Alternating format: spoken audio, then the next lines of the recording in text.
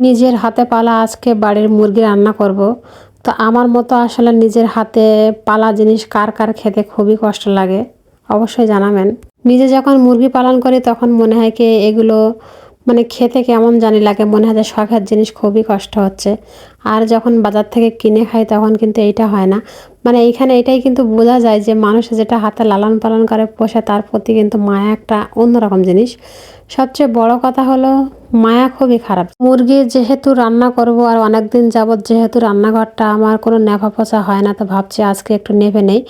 সব কিন্তু নেপতে পারলাম না, তারপরও যেটুকু পারছি ওটুকু নেভে নিয়েছি। আর এখন এই যে চুলাটা ধরিয়ে দিচ্ছি, কারণ মুরগিটা ভালোভাবে ছুলে বেছে নেব, সেই কারণে এখন গরম পানি বসিয়ে দেব। তো এরা যে খাবারগুলো খায় সেই খাবারের যে পলিগুলো বাদ পড়ে তাই দিয়ে কিন্তু প্রায় সেই চুলাটা আমি ধরিয়ে থাকি, কারণ এইগুলা কিন্তু ফেলে দিলেও মানে মাঠের জন্য খুবই খারাপ। আর আমরা যেহেতু গ্রামে বাস করি, চাষাবাদ করি, এই জন্য এটা কিন্তু আমাদের মাথায় ব্যাপক হারে কাজ করে আর কি।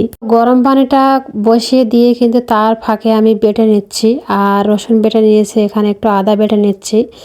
গরম মশলা, জিরে মরিচ, মানে রান্নার যে রেগুলার মশলাগুলো ব্যবহার করা হয়, আমি কিন্তু আমার রান্নায় খুব সাধারণ উপকরণই ব্যবহার করি, সাদামাটা আর কি এক কথায় বলতে পারেন।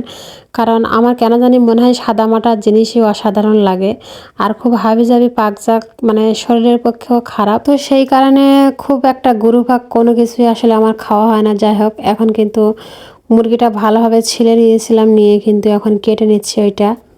আর এইদিকে তো এই বছর কচুরমুখের মোটেও দাম নেই। এই যে কিছু কচুরমুখ লাগাইছিলাম আমাদের জায়গায়, তো সেগুলো উঠিয়ে নিচ্ছি। কেন জানি মনে হয় যে রান্নার আগে সব কিছু যদি এইভাবে গুছিয়ে নিয়ে রান্না করতে বসি তাহলে আমার একটু বেশি সুবিধে হয়। কেননা আমি রান্না করতে করতে বারবার উঠে যাওয়া আসতে আমার খুবই রাগ হয়। মানে আমার মতো এরকম অবস্থা কার কার হয় আমি জানি না। তো এই যে আলুগুলো কিন্তু এখন ভেজে নিচ্ছি লবণ হলুদ আর একটু ঝাল দিয়ে। কারণ যদি একটু ঝাল না দেয় তাহলে আলুর ভিতরেও ঢুকবে না, যদি ভাজার সময় না দেই। তো সেই কারণে আমি কিন্তু ঝালের গুঁড়োটা দেই, আর কালারটাও খুব ভালো আসে। তো এখানে তেজপাতা আর যে যে বাটা মশলাগুলো বেটেছিলাম সেগুলো কিন্তু একে একে সবগুলো দিয়ে দিচ্ছি। আর এইখানে আলাদা করে বলার কিছু নেই যে আমি তো অন্য কোনো মশলা ব্যবহার করছি না। তো যাই হোক, আমার রান্না বাড়ার ঘটাঘটি যে স্পিড, তার কারণে কড়াও কিন্তু চুলা থেকে উঠে যাচ্ছে। কিছুক্ষণ কষানোর পরে এর ভেতরে আলুগুলো কিন্তু দিয়ে দিচ্ছি। আর আলু ছাড়া কেন জানি আমার মনে হয় সব কিছুই ফাঁকা ফাঁকা লাগে।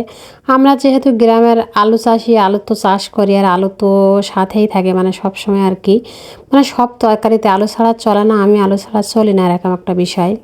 আলু আমার খুবই একটা পছন্দের তরকারি, মানে কোনো কিছু না হলেও মনে হয় যে আলু থাকলেই আমার চলে যায়।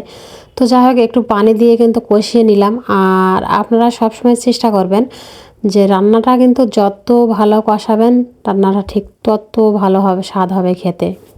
আর এই যে এখন শেষ পর্যায়ে আমি কিন্তু কষানোর সময় ওর ভিতরে গরম মশলা জিরে মরিচ একবারে দিয়ে দিয়েছিলাম, এই জন্য পরে আর কিছু দিলাম না। তো যাই হোক, আমার মাংসের ফাইনাল লুক কিন্তু এটাই হয়েছিল। তো কাউকে খাওয়াতে তো পারবো না, তো অবশ্যই দেখে কমেন্ট করবেন কেমন আছে। সবাই ভালো থাকবেন, সুস্থ থাকবেন, আল্লাহ হাফেজ।